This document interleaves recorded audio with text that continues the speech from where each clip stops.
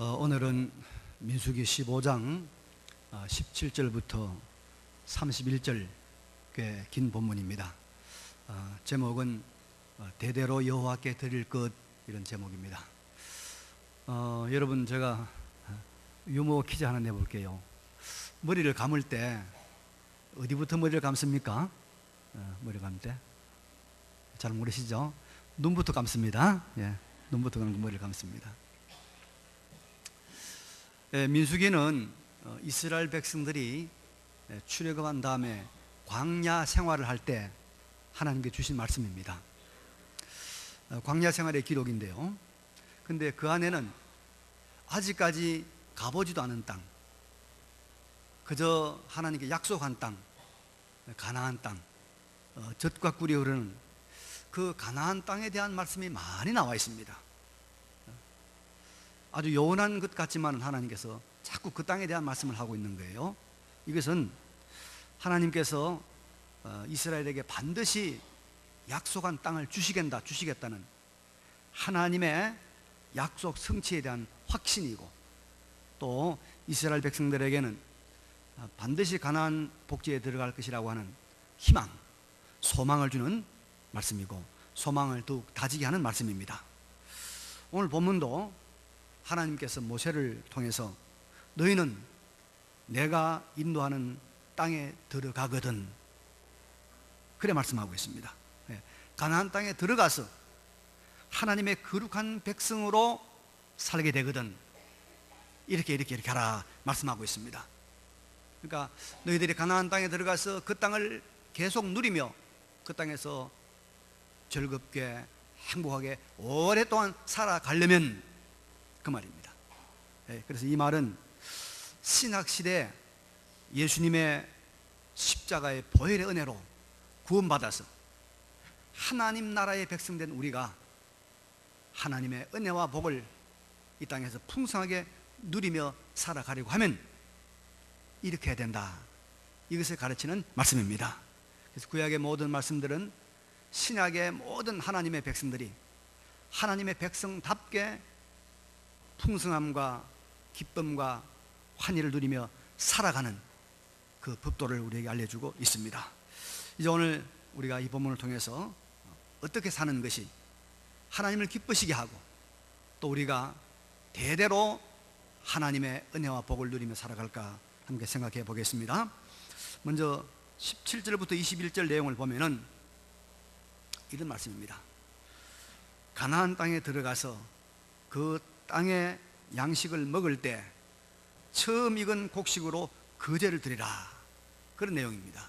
20절 말씀 보니까 너의 처음 익은 곡식 가루 떡을 거제로 타작마당에 거제같이 들어드리라고 명령을 하고 있습니다. 이 거제라고 하는 제사는 이렇게 하나님 앞에 제물을 들어서 드리는 겁니다. 들어서 불에 태워 드리는 것은 번제, 화제라고 그러고요, 요제는 옆으로 흔들어 드리는 것이고, 거제는 들어 드리는 것입니다. 들어서 드리는 것. 자, 이스라엘은 가나안 땅에 들어가서 이제 그 땅에 농사를 지어서 곡식을 거두어 드릴 때 처음 익은 곡식 가루를 가지고 떡을 만들어서 하나님 앞에 거제를 드리라는 것입니다. 여기 하나님께서 강조하시는 말씀은 처음 익은 곡식입니다. 처음 익은 거. 너희의 처음 익은 곡식 가루 떡을 대대에 여호와께 거제로 드릴지니라, 이 말씀하고 있습니다. 그래야 대대로 행복과 하나님의 보호를 받고 살아간다는 것입니다. 여러분, 이게 무슨 말일까요? 처음은 처음 것, 사람 또 뭐 짐승, 곡식, 처음 건 다 소중하고 귀하죠. 여러분, 여기에 장남으로 태어난 분들이 많이 있습니다만은 지금부터 한 4, 50년 전에만 장남으로 태어나서도 굉장한 겁니다. 옛날에는 말이죠, 우리나라 이 민법이 개정되기 전에는 아버지의 재산을 절반은 장남에게 주게 돼 있어요. 절반에는. 그렇죠? 지금은 다 남녀가 아들, 딸이 동등하게 나눕니다만은 옛날에는 절반을 장남을 주게 되었단 말이에요. 장남이 아주 굉장히 우대됐어요. 왕조 시대에는 여러분 왕위가 누구에게 물려갑니까? 장남에게 물려주는 거예요. 적장자에게 물려주는 겁니다. 이 굉장한 거예요. 장남은요. 장남은 참 귀한 것이죠. 곡식도 귀한 것이죠. 그래서 이스라엘은 이 처음 익은 귀한 곡식을, 떡을 만들어서 먼저 하나님께 거저의 제사를 드리라. 여러분, 처음 익은 곡식 가루 기다리고 기다렸다가 먹을 것도 없던 그때 처음 익은 이 곡식 가루를 가지고 떡을 만들었을 때 이거 쓸 때가 얼마나 많겠습니까? 그죠? 우리 가족끼리 다 모여서 따뜻하게 만들어서 오순도순 한번 떡을 먹는 떡파티를 해볼까? 그동안에 나를 참 길러주시느라고 그렇게 고생하시고 힘드신 부모님에게 요 모락모락 떡을 효도하는 마음 갖다 드릴까? 얼마나 기뻐하실까? 그런 생각이 들기도 하고, 뭐 이거 가지고 내가 누구에게 아부를 한번 해볼까? 그런 생각이 들겠죠. 많은 여러 가지 생각이 들겠지만은, 그러나 하나님은 그 처음 익은 것을 먼저 하나님께 거제로 드리라. 그럴 때 하나님께서 너희를 지키시고 너희에게 은혜를 베푸신다, 그런 말입니다. 여러분, 여기서 하나님은 예수님의 보배 피로 구원받은 하나님의 백성들이 하나님을 섬기고 하나님의 은혜와 복을 누리며 살아갈 아주 중요한 원리를 하나 말씀하고 있습니다. 이게 무엇입니까? 우선순위입니다. 우선순위. 하나님께 먼저 제사를 드리라. 그래야 복되다는 겁니다. 우선순위를 하나님께 두라는 것입니다. 여러분, 우선순위를. 여러분, 우리 아름다운 신앙생활, 하나님이 기뻐하시는 교회생활, 하나님의 은혜와 하나님의 사랑과 하나님의 임재를 경험하는 우리가 교회생활을 하려고 하면 한마디로 말해서 먼저 하나님 먼저, 복음 먼저, 말씀 먼저, 교회 먼저. 이게 우리가 하나님의 백성으로서 복락을 누리며 살아가는 비결이라는 거예요. 여러분, 믿으시기 바랍니다. 사무엘하 23장에 보면 이런 이야기가 나옵니다. 이스라엘과 블레셋 전쟁이 붙었습니다. 근데 이 베들레헴 땅을 누가 장악하고 있냐면은 블레셋이 장악하고 있는 거예요. 이 베들레헴 누구의 고향이냐면 다윗의 고향입니다. 그 다윗이 보니까 이 베들레헴을 빨리 점령을 해야 되겠는데 이 우리가 지금 밀리고 있는 거죠. 그래서 자기 이런 말을 합니다. 저 베들레헴 성문 옆에 우물이 하나 있는데 그 우물이 너무나 맛있는, 너무나 아주 좋은데 누가 나로 하여금 그 우물물을 떠다 마시게 할꼬? 누가 할꼬 하니까 다윗이 밑에 충성스러운 장군 세 사람이 목숨을 걸고 뛰어간 거예요. 그래서 막 블레셋 진영을 파하고 거기서 우물물을 떠가지고 왔습니다. 다윗에게 왕이여, 여기 떠왔습니다. 다윗이 그 물을 들어서 자기가 마시지 아니하고 먼저 하나님께 그 물을 부어드립니다. 하나님께. 이게 다윗의 믿음입니다. 하나님 먼저. 여러분, 우리가 하나님 먼저 우선순위의 삶을 살아야 합니다. 근데 하나님 우선주의의 삶을 사는 사람들의 표시가 하나 있어요. 표시. 하나님 우선주의에 사는 사람은요, 무슨 약속을 합니다. 11월 22일 날 우리 동창회 모임이 있습니다. 11월 12일 날 우리 고향 친목회 모임이 있습니다. 오세요 하면 바로 나오는 말이 있습니다. 그날 무슨 요일이죠? 그부터 물어보는 거예요. 요일을 물어보는 사람은 뭔 사람입니까? 하나님 위주 교회 중심의 삶을 사는 사람이죠. 근데 그래 알았어, 갈게. 보니까 주일이라. 큰일 났어요. 갈 수도 없고 안 갈 수도 없고 갈등하다 가기도 하고 못 가기도 하고 그러죠. 여러분 어떻게 합니까? 무슨 약속이 딱 들으면 뭐부터 물어봅니까? 어디야? 회비가 얼마야? 그거 묻는 것이 아니고 뭐예요? 무슨 요일이야? 그거 먼저 물어봐야 되죠. 그런 분들은 하나님 중심의 삶을 살기 때문에 하나님이 참 은혜와 복을 줍니다. 이런 말이 있어요. 우리 한국 교회 권사님들이 참 많은데 권사님들의 신앙은 언제 드러나냐 하면은 아들, 딸 결혼식일 때 드러난대요. 아들, 딸 결혼식일 때. 제일 먼저 물어보는 것이 직장 어디야? 학교 어디 나왔어? 돈 어디야? 그런 거 물어보면 맨 마지막에 교회는 다니 안 가지? 그건 물어보도 안 해. 그때 다 드러난다는 거예요.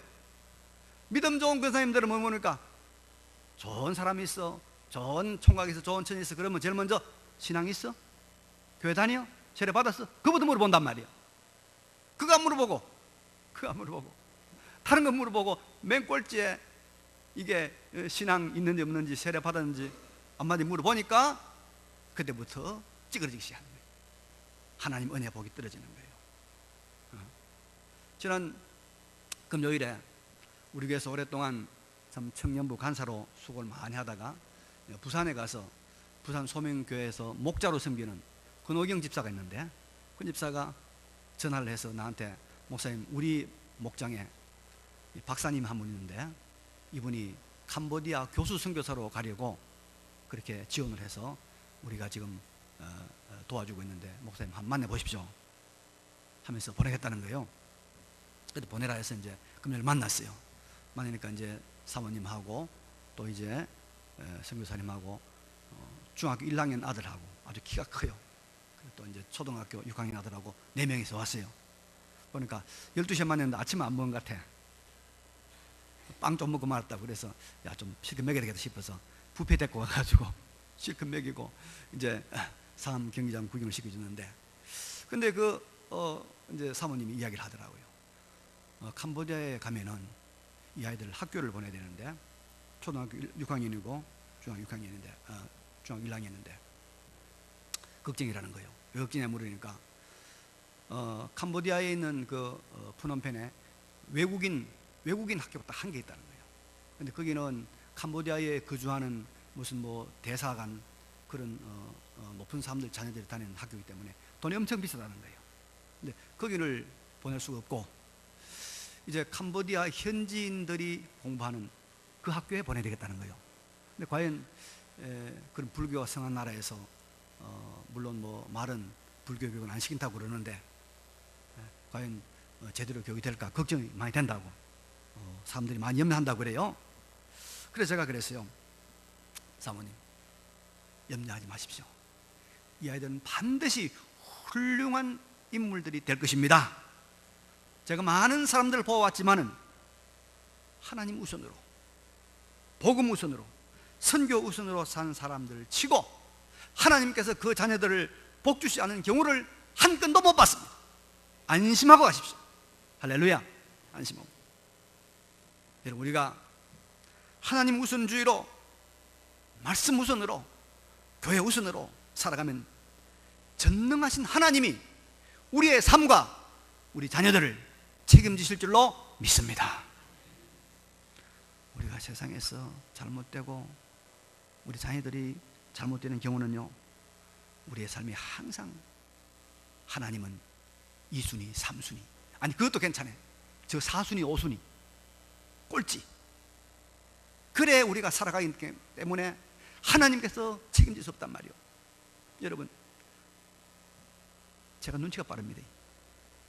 근데요, 하나님은 우리보다 눈치가 100배나 1000배나 더 빨라요. 얼마나 하나님 눈치가 높은지 몰라요. 그래서 하나님 높인 자는 대부분 알아요. 하나님 중심인 자는 대부분 알아요. 그래서 하나님께서 하나님 위주로 살아가는 사람에게 복을 주시고 은혜 주시고 축복하시지만은 말로는 겉으로는 자명체도 마음속에는 하나님 저 4순위 5순위 미루고 사는 사람들 하나님 별로 안 좋아해요.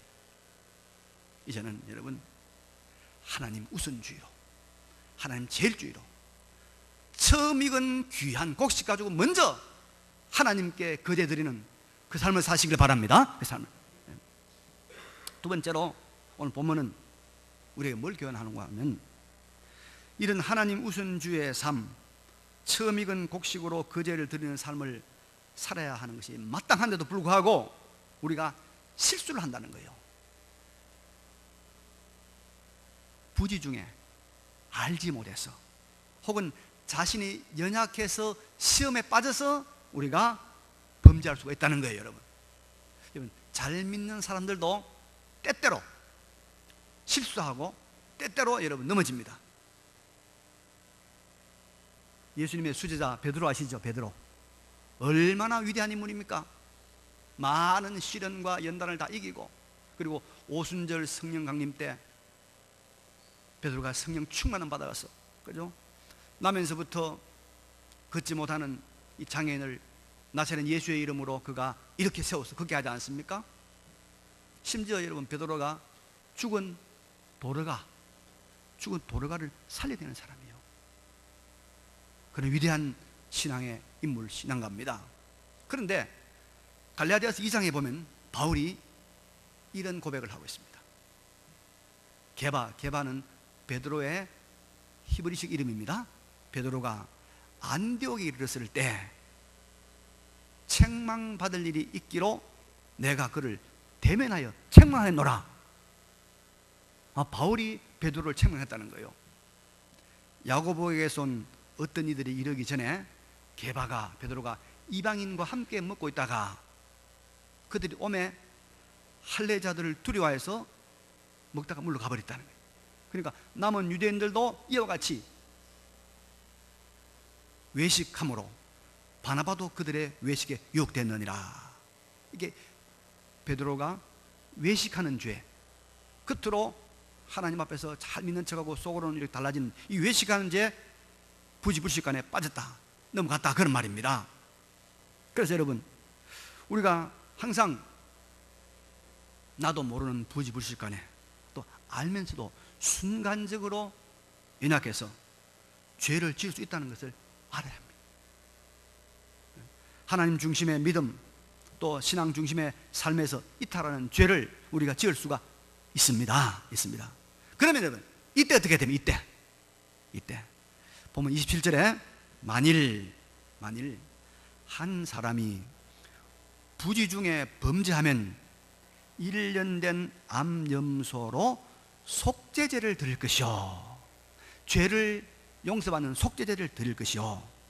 또 24절에는 회중이 부지 중에 범죄하였거든 온 회중은 수송아지 한 마리를 여호와께 향기로운 화제로 드리고 규례대로 소제와 전제를 드리고 숫염소 한 마리를 속죄제로 드릴 것이라고 말씀하고 있습니다. 죄 용서함 받는 속죄의 제사를 드리라는 거예요. 그러면 사함을 받는다는 것입니다. 하나님께서 용서해 주신다는 것입니다. 문제가 다 해결된다는 것입니다. 여러분, 이런 원리는 신약시대도 동일하게 적용이 됩니다. 신약시대도 하나님 앞에 우리가 부지 중에 죄를 지었거나 알면서도 자신이 연약하여 할 수 없이 일시적으로 죄를 지었을 경우에는 속죄제를 드려요. 속죄제. 근데 신약의 속죄제는 수송아지나 순념소나 또 이런 짐승으로 제사를 드리는 것이 아니라 하나님의 아들 참된 어린 양 예수의 보혈의 피로 속죄제를 드리면 우리 죄가 다 사함받는 줄로 믿습니다. 회개하는 심령, 통회하는 마음으로 예수님의 십자가의 보혈을 믿고 의지하는 것. 예수님께서 자신의 몸으로 단번에 드린 그 제사, 영원히 현재적으로 효력을 발휘하는 그 완전한 속죄 제사를 우리가 믿음으로 심령으로 드리면 이때 하나님은 예수님의 피를 보시고 예수님의 죽음을 보시고 우리의 모든 죄를, 우리의 모든 실수를, 우리의 모든 범죄를 다 용서해 주실 줄로 믿습니다.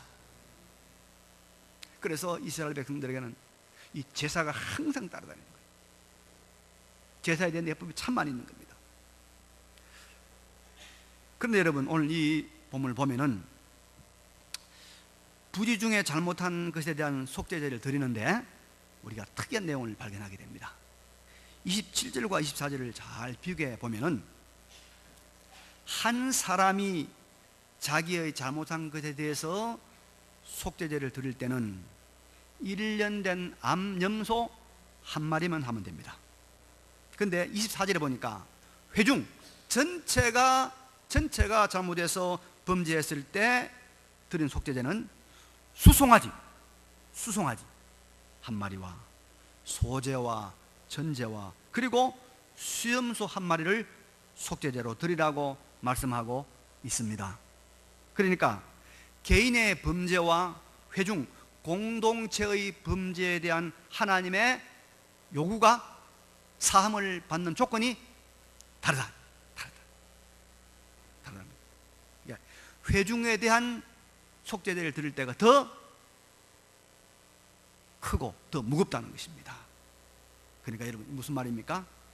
우리가 개인이 잘못하는 것도 항상 조심하고 주의를 해야 되겠지만 더 중하게 더 엄하게 취급해야 될 것이 공동체 회중에 대한 범죄입니다. 회중에 대한 범죄, 무리들에 대한 범죄다. 그런데 여러분 우리는 우리의 공동체가 우리 회중이 어떻게 되는가에 대해서는 관심이 점점 희박해져 갑니다. 나만 잘하면 됐지 뭐. 우리 동네가 어떻게 되든지 우리 아파트가 어떻게 되든지 우리 강서구가 어떻게 되든지 서울시가 어떻게 되든지 대한민국 어떻게 되든지 그건 난 상관없다. 그런 생각을 하기 쉬워요. 우리 교회만 잘 믿으면 되지. 우리 교회만 잘하면 되지. 우리 노회, 우리 총회, 우리 한국교회 나 별 관심 없다. 이러면 안 된다 이 말입니다. 이러면 안 된다. 그래서 오늘날 어떤 현상이 나타났습니까 여러분? 착한 교인은 많은데 착한 사회가 되지 않아요. 착한 한 사람 한 사람 많은 것 같은데 착한 공동체가 되지 않는다 이 말입니다. 개인선은 많은 것 같은데 공동선은 없어요. 이게 우리 모습이다. 하나님은 그 원치 않는다는 것이죠. 하나님은 우리 개인의 윤리적인 삶도 중하게 보시지만 더 큰 관심을 가지는 것은 공동체입니다. 공동선입니다. 공동선. 우리 문재인 정부가 참 지혜가 없어서 많이 손해를 보잖아요. 이번에도 1천억을 손해봤는데 지혜 없는 건 많아요. 그런데 그래도 공동선을 추구하는 부분에서는 그래도 굉장히 기대할 만한 것이 있어서 우리가 참 다행이라고 생각을 합니다. 여러분 하나님의 선민 이스라엘은 철저하게 공동체적이었어요. 공동체. 그래서 개인이 잘못한 것보다 공동체가 잘못한 것에 대해서 더 크게 아파하고 더 크게 하나님 앞에 회개하고 더 크게 하나님 앞에 제물을 드린다 이 말이에요. 우리는 우리가 속한 공동체에 대한 책임, 공동체에 대한 우리의 의무, 공동체의 공의, 이 공동체의 선, 이것을 우리가 생각을 해야 됩니다. 그래서 내년에 국회 지방의회 선거도 하는데 좀 지방의회, 구의회나 시의회나 많이 좀 교인들이 진출하면 좋겠죠. 그래서 이 사람들이 그 공동체를 바로 세우는 일, 시를 바로 세우고 구를 바로 세우고 하는 이런 일을 좀 많이 했으면 좋겠어요. 출세하러 무슨 뭐 권세 명예를 탐하러 가는 것이 아니라 공동체를 바로 세우기 위해서 하나님 말이에요. 얼마나 하나님께서 이 부분에서 강조하고 있습니까? 우리가 하나님께서 속죄제를 드리는 이 교훈을 통해서 공동체에 대한 관심을 좀 더 가져야 될 줄로 믿습니다. 그리고 이 본문에서 우리는 마지막으로 하나님의 엄중한 경고한 말씀을 기억해야 됩니다. 30절과 31절을 보면은 이런 말씀이 있죠. 본토인이든지 타국인이든지 고의로 무엇을 범하면 누구나 여호와를 비방하는 자니 그의 백성 중에서 끊어질 것이라. 그런 사람은 여호와의 말씀을 멸시하고 그의 명령을 파기하였은즉 그의 죄악이 자기에게로 돌아가서 온전히 끊어지리라. 여러분 우리가 고의로 죄를 범하면 끊어진다는 이 말을 무심히 들어서는 안 되겠지요. 고의로 죄를 범하면 그 죄는 용서받지 못하고 자기 죄가 자기에게로 돌아가서 온전히 끊어진다는 것이에요. 하나님께서 이스라엘 백성들이 가나안 땅에 들어가서 하나님이 주시는 복락을 누리며 살아가면서 반드시 기억해야 될 말씀이 이 말씀. 하나님 우선주의 거룩한 삶을 우리가 살아가는데 반드시 제거해야 될 거 이겁니다. 이게 뭐냐? 고의로 죄를 짓지 말아라. 고의로 죄를 짓지 말아라. 이거 하면 끊어진다는 거예요. 여기 하나님께서 백성 중에서 끊어진다 이 말이 무슨 말일까? 이게 무슨 벌일까? 두 가지가 나옵니다. 하나는 그 당시 신정 국가이기 때문에 요 백성 중에서 끊어지는 죄를 범한 사람은 잡아다가 이스라엘 백성들이 돌로 쳐서 없애버리는 거예요. 그런 경우를 말하고 있고, 또 한 가지 해석은 이런 아나니아 삽비라가 하나님 앞에 진노를 받아서 즉각적으로 죽음을 당했죠. 그래서 아나니아 삽비라처럼 하나님의 진노 가운데서 죽임을 당하는 것을 말한다고 합니다. 그래서 신약 시대에 이 하나님의 백성 중에서 끊어지는 이 처벌을 받는 것은 육체적으로 즉시 죽는 것은 아니겠죠.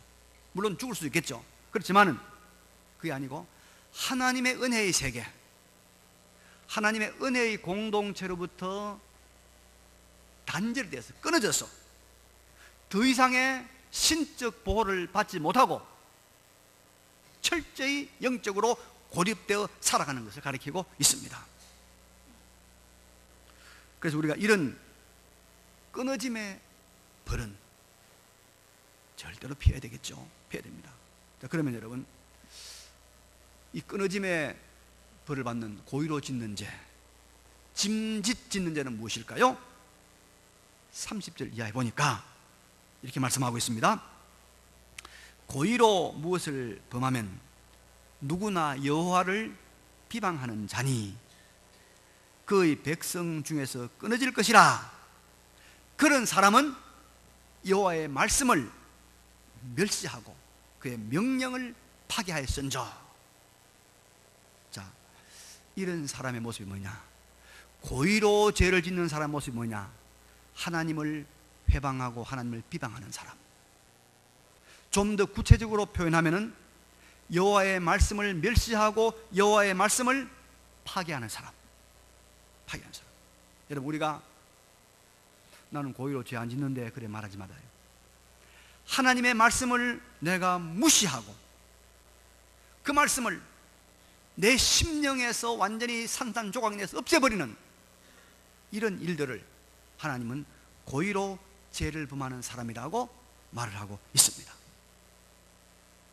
창세기 19장에 보면 소돔 고모라가 멸망하게 됐습니다. 하나님께서 그 죄악이 관영한 그 성을 이제 유황불비로 심판하시는데, 하나님께서 하나님의 사랑하는 아브라함의 기도를 들으시사 아브라함의 조카 롯을 살리려고 천사를 보냈습니다.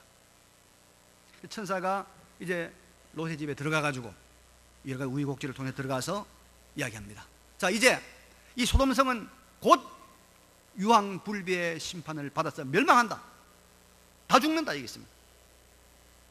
너는 네가 아는 사람들의 이 일을 말해서 여기서 빨리 도망가라.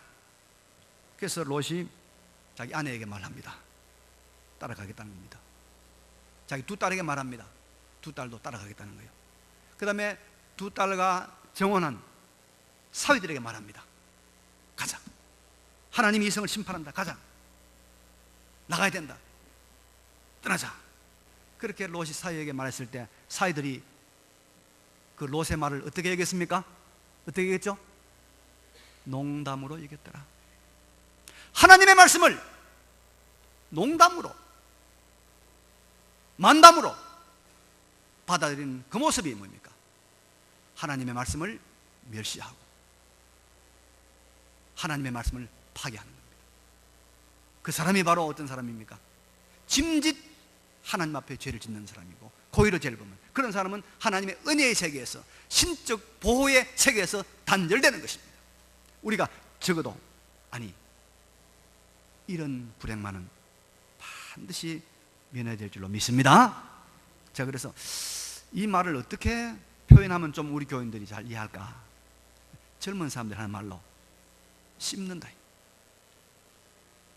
하나님 말 씹는 것, 아버지 말 씹는 것, 목사님 말 씹어버리는 것, 꼭 좀 연락해달라고 했는데 문자 씹어버리는 거, 그게 바로 하나님 말씀 여러분 파괴하는 거예요. 이런 은혜가 끊어지는 거예요. 끊어지는 거예요. 우리가 여러분 말씀 앞에서 벌벌 떠는 사람이 되면 너무 좋겠고, 또 그래는 안 될지라도 말씀 들으면 심각하게 생각하고 고민하고 기도하고 생각해보는 그런 사람이 되어야 될 줄로 믿습니다. 그래야 우리가 은혜에서 끊어지지 않는 겁니다. 오늘 여기까지 말씀을 정리하겠습니다. 여러분, 자, 오늘 중요한 것은 우리가 하나님 우선, 뭐 우선이냐? 하나님 우선, 교회 우선이다. 12월 13일 만납시다. 13일 11일 만납시다. 그럼 당장 나오는 말 무슨 말이죠? 무슨 요일이죠? 무슨 요일이죠? 권사님 좋은 신랑감 있습니다. 그럼 어떻게 말해야 돼요? 직장이 뭡니까? 묻는 것이 아니라 신앙생활 잘해요? 그것도 물어야죠. 하나님 우선. 이게 복락을 누리며 살아가는 하나님의 법칙입니다. 자, 그 다음에 두 번째, 우리 혹 잘못하고 혹 우리가 실수할 때 뭐 해야 되죠? 속죄제를 드려야 돼요. 예수님의 십자가의 피를 의지하고 하나님께 회개해야 돼요. 예수님 십자가를 피를 붙들고 의지하는 것이 그게 뭡니까? 속죄제를 드리는 겁니다. 예수님의 피는 영원히 현재적으로 우리에게 죄 용서를 갖다 주는 것입니다. 그리고 또 하나 중요한, 우리가 개인적인 삶 윤리도 중요하지만 뭐가 중요합니까? 공동체. 공동체. 우리 공동체가 바로 되도록 하나님 거기에 더 큰 방점을 찍고 있습니다. 마지막으로 우리가 도무지 해서는 안 될 거 뭐죠? 고의로 범하는 죄. 하나님의 말씀을 뭐요? 씹는 죄. 그 죄는 범하지 않도록. 그래서 하나님 우리에게 예배해 놓은 신령한 또 육적인 또 세상적인 이런 복락을 풍성하게 누리는 우리 모두가 되시기를 간절히 바랍니다. 이 말씀을 기억하시면서 잠깐 우리 하나님 앞에 결단의 기도를 드리겠습니다. 기도하겠습니다.